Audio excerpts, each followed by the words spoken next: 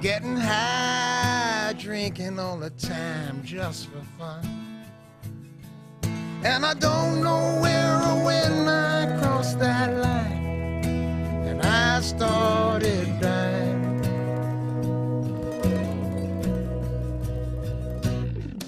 I was so far gone, I couldn't find myself.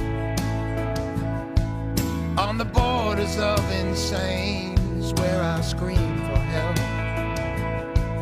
Then I found the door that opened up my eyes, and I came alive. In the rooms where broken angels go. Hello everyone, welcome to Time to Heal. My name is Pam Hemphill, and I bring you the dark side of addiction to a whole new light. Today we're going to be sharing with you our experience, strength, and hope. I know there's a lot of you out there today that's struggling. Maybe you've been in and out of the program. Maybe you're feeling hesitant to get into some treatment center. Maybe you're afraid to go back and let your family know that you've been using. Well, we're here to share with you that, making those decisions and taking that risk is really worth it. And we're here to support you on that. And so today our topic is going to be about the happiness and the joy and the freedom that we have experienced as a result of staying clean and sober one day at a time. And today I have a guest with me, Rick, and he's going to start off by sharing some of his experience, strength, and hope, and what it's like for him today. So welcome, Rick. Thanks, Pam. Nice to be here. Yeah. Actually, thank you for asking me. And, for all of you who are out there maybe wondering what getting rid of our old habits are like, it's the best thing you could do. It's freedom. It's a new life. And change is sometimes difficult, but change is what makes us move, and helps us grow. And I guess, my experience, strength, and hope, I've been clean and sober for 29 years. And, and life is life, but it's been a really great run. And I've met a lot of real interesting people. I've learned a lot about myself and others. And I've got a lot to be thankful for. And so I would say that, change is great. Don't be afraid to change. What was the turning point for you that made you decide that you wanted to try a program or get into recovery? What was going on? Well, if I went back, God, would be going back, more than half my lifetime now. More by just a few months. But I think what hit me was I all of a sudden found that I'm responsible for my situation. I found I need to do something. And at that, I decided to go seek out some help. And it was kind of a moment of clarity. The counselor that I spoke to in the interviewing process made some suggestions and said, why don't I try one of these 12-step meetings, and it just worked out that I went and I stayed. And slowly, like the bow of a ship, a great big super tanker doesn't turn around overnight. You turn that rudder a little bit and slowly you'll go full circle. But I kept going, and I kept hearing things that I kept learning, and I kept trying to move in the right direction, with maybe one step forward, then another step forward, maybe a step back, and a few more, and slowly, I started growing up, and I think that that's something that is nice to do. I'm older than I've ever been. But I'm happy to, have experienced a lot of the ups and downs in life being sober. And certainly I have challenges. We all have challenges. But I've learned how to deal with them better. I get better results. And if I look back over my whole life, I think giving up what I thought was freedom, the freedom to drink and party and get high and have a good time and do whatever I wanted, that isn't freedom. It's prison.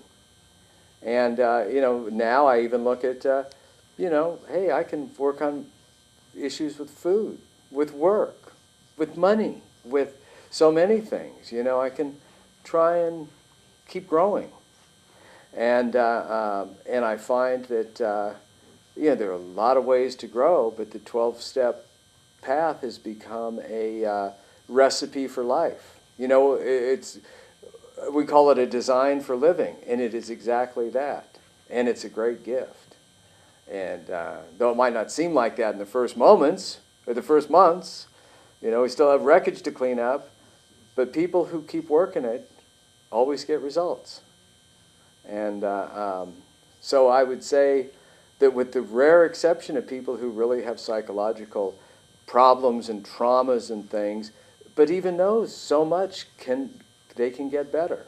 And it's a wonderful thing. What do you mean? Explain more. Get better. What gets better? Well, probably what sits between our ears. Yeah. You know what I mean? I've come to find that, I found that most of my problems I've had some part in, and I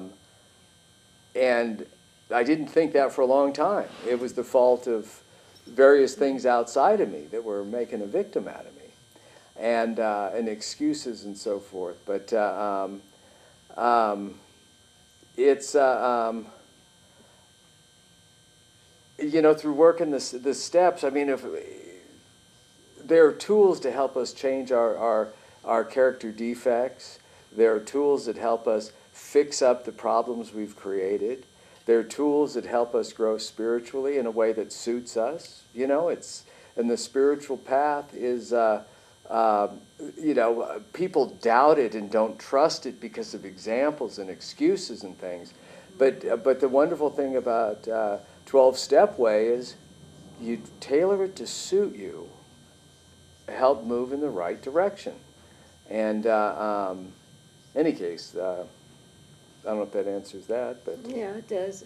What happened when you first started recognizing you started working the steps? How long did that take for you to start getting into the steps? And how did you recognize that they were working for you? well, I've had the good fortune of having ups and downs over many years. And when I first got into the recovery, everything was changing. I was getting out of trouble. I was getting a new career.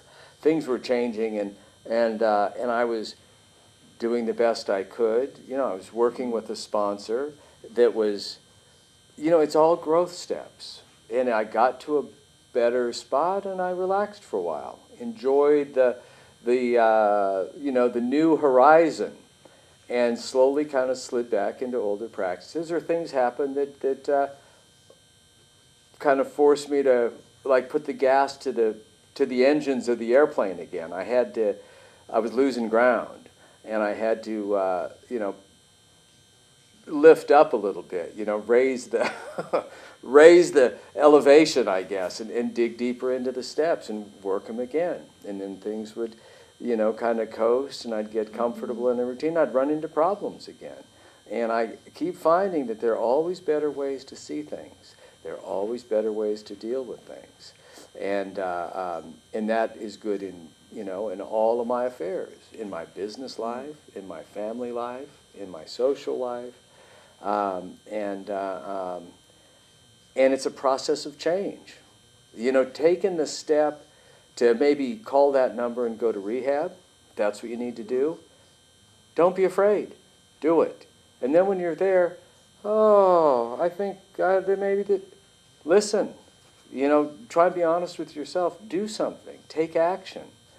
Plan your life. Set goals. Read motivational books. Grow. Work with people. Work with a sponsor. Learn how to sponsor. And of course that's an odd term for a lot of people, but that's like helping each other. Just help each other. And it's a much nicer outlook on life than the world it's taking, because the world outside is very tough. And there are a lot of things that are trying to derail us. There's a lot of fear in the world right now, and it's like coming from everywhere. It's advertisers. You got to be this to have that. You gotta. And it drives a lot of people to the brink of suicide. You know, it's like, when will enough be enough? And I heard that in the program. They said we're always trying to feel the outside with the inside. yeah. So for you, regarding your relationship with the higher power, how did that come to be? Did you have any issues with that, struggles? You know, I think everybody has different ways. I had, my father was very active in his church, and it was a life. Some of my parents were divorced, so I was not living with him. I had influence, but I had a real strong belief in a God of my understanding at that time. Now, that's not the same God I would think of today. You know, the God of my understanding today, I can't explain. It's too magnificent. You know, it's too much of everything. But it keeps evolving as you keep, you know, ask and you'll receive. And I find I sometimes don't get what I want, but I got everything I need. And that's a lot to be grateful for. And you know, and if that were nothing and I were grateful for all of it, it would be plenty. You know, it's just changing, shifting our thinking from the problem to the solution. When I'm not happy, I'm in the problem. But whenever I feel a little bit of gratitude, there's always a little bit of joy that comes along. Yes. And that, I think, is kind of living in God's grace.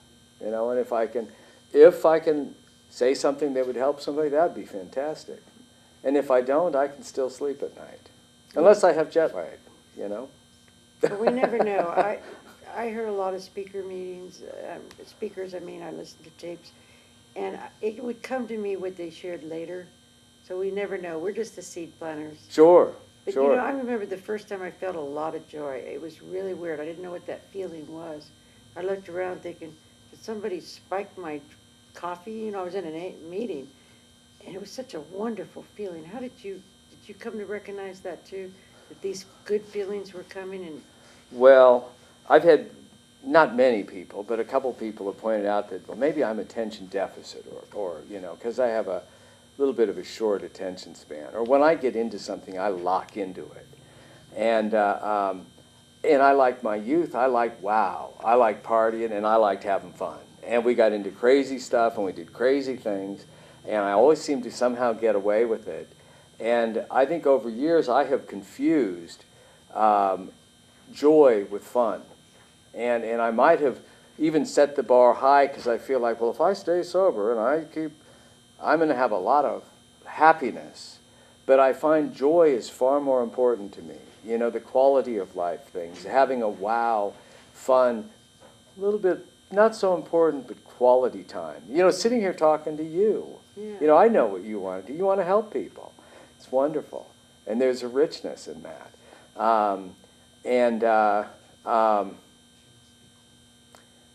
You know, I think the journey of change is really pretty terrific.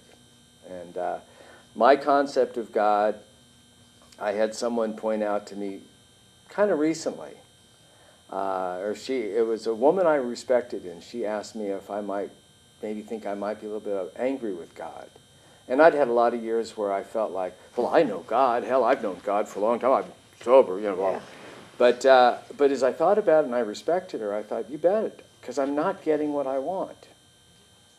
What it made me do was go deeper into the steps, into looking at what is my fault, what are my shortcomings, you know, and where am I doing things wrong that I could do better. And slowly through the change, you know, it kind of got me into things starting to work out better. But I didn't realize that I had unrealistic expectations. And as soon as I get out of the way, it seems like life starts working again. It's like God's always there if I'll let him in. But I wasn't letting him in because I was feeling, well, whatever, you know, a victim. But life, I also realized that we all have problems. And if I have problems, they're not unique. You have. Everybody has problems. It's how we deal with them. And it's how we process. And I think finding that little bit of gratitude really, we start looking for it. There's a lot to see for everyone. Yeah. And today we are talking about hope, and we're talking about the feeling of joy within. But let's too talk a little bit, because there are some that are clean and sober and they're struggling, and they're not always feeling that. What would you say to them if they're stuck, they're feeling depressed, they're not doing okay, and they're clean and sober though?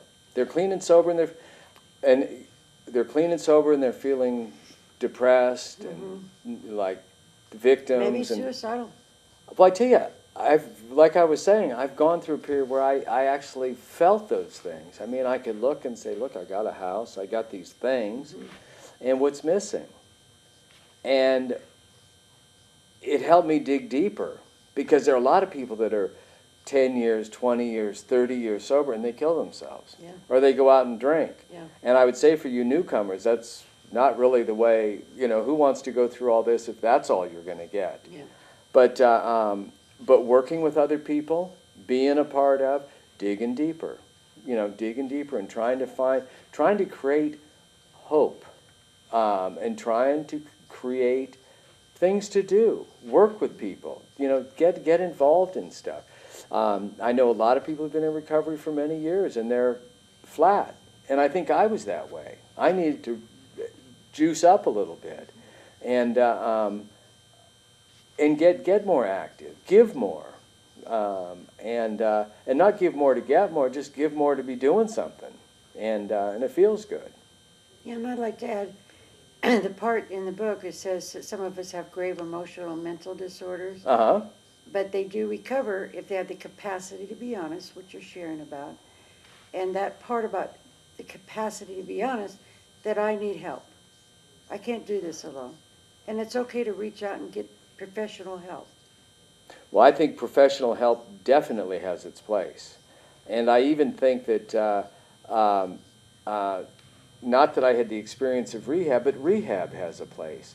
If you get into a safe place where you're inundated with hope concepts, you learn about yourself, you learn to be a little bit of honest, you understand the problem better, you realize there's a solution, and you find a way and you create the discipline, going to meetings, working with people, going to your counselor, doing stuff, doing exercise, changing.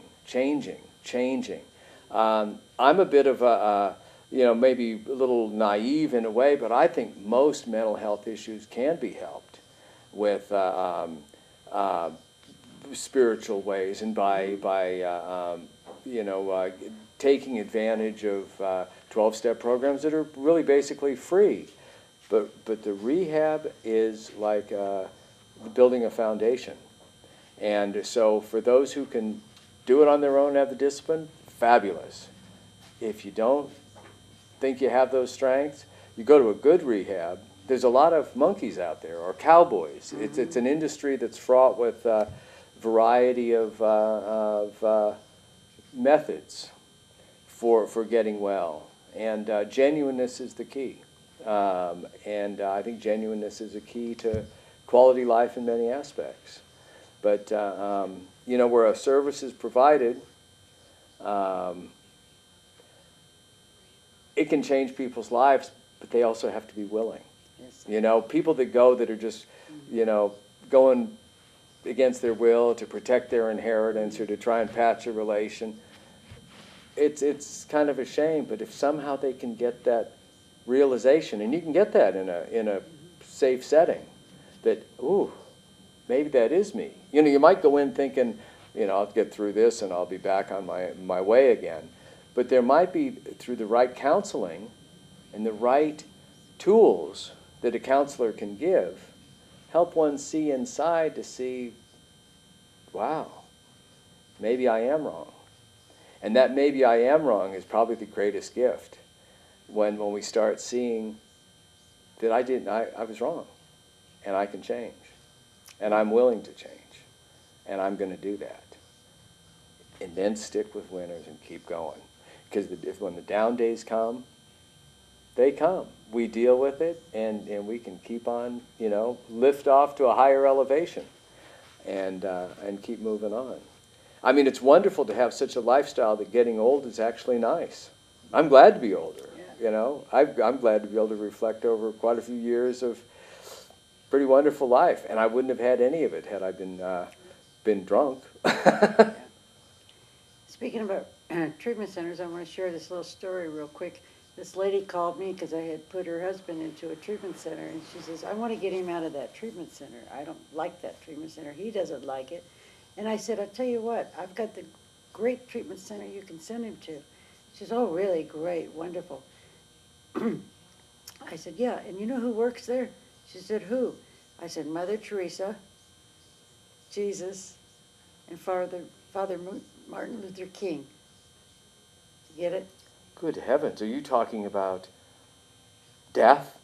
No, these are, say the best people could be there, working there. It's not the treatment center. It was his attitude. He thought he could, they were probably confronting him, telling him things he didn't want to hear per se, trying to weasel out of that, being at that treatment center. And it was a great treatment center he was in, really nice one. And she was trying to rescue him. It wasn't the treatment center. Because, you know, we could send somebody to the best treatment center with the best staff. If they're not ready, they're not ready. Yeah. And so we sent him to another treatment center. And sure enough, he stayed there and left and then ended up drinking again. So I was thinking of a quote I shared with somebody today. It was one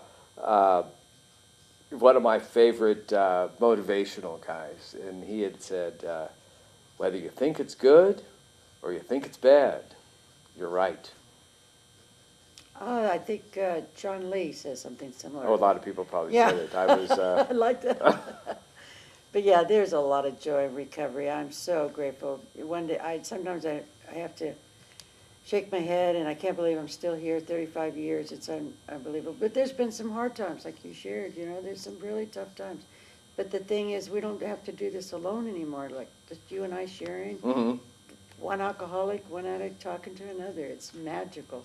Yeah, it really is. Thinking about the freedom and joy of recovery, I find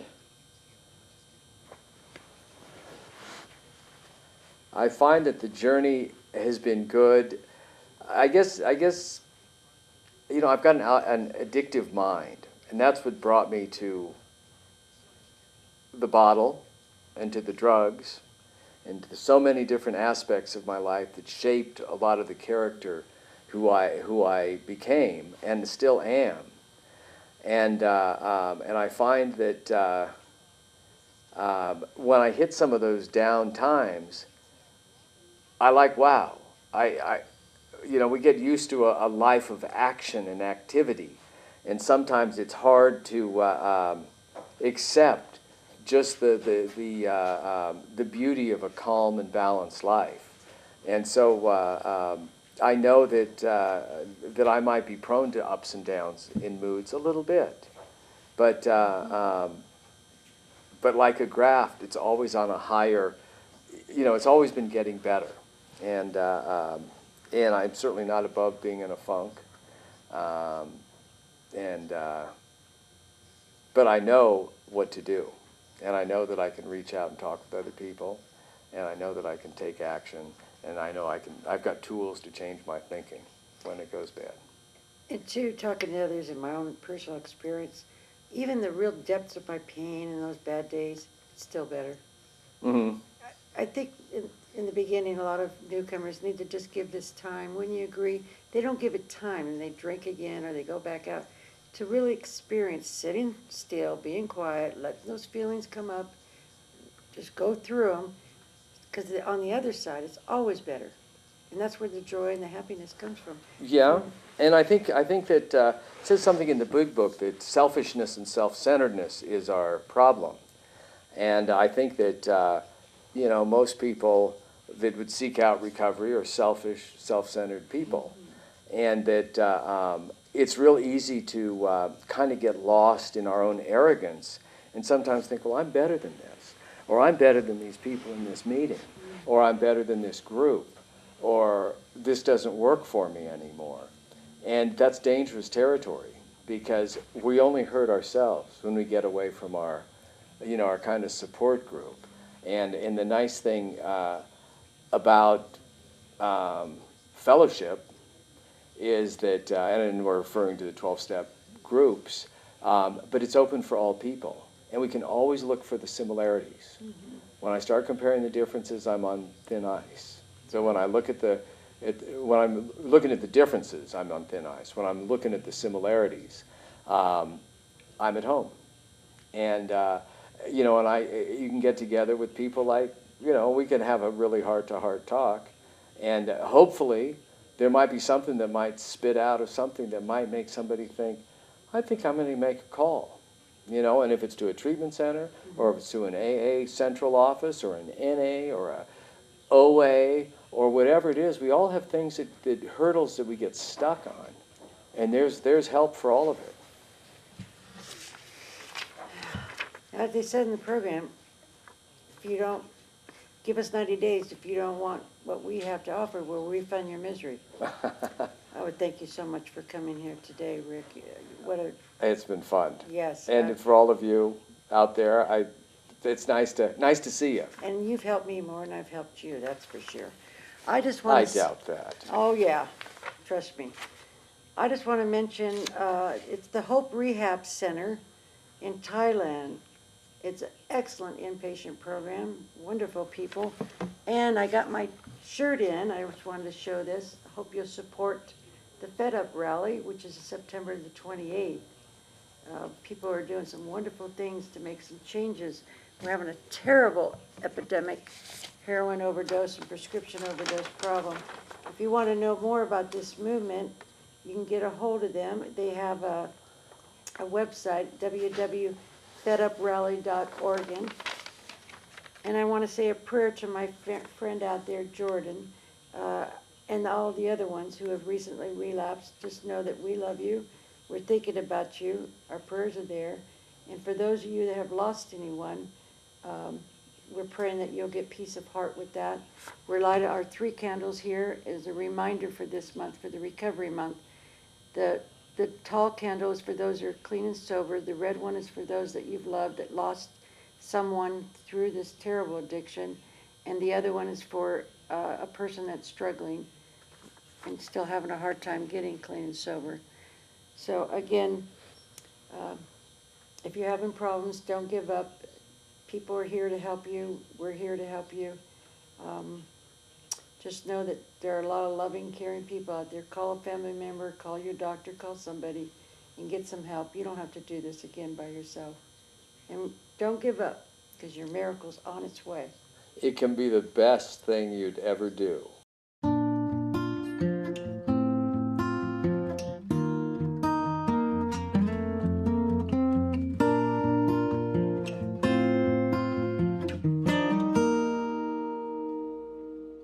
The things I did to just not feel the pain, like drinking myself slowly down the drain.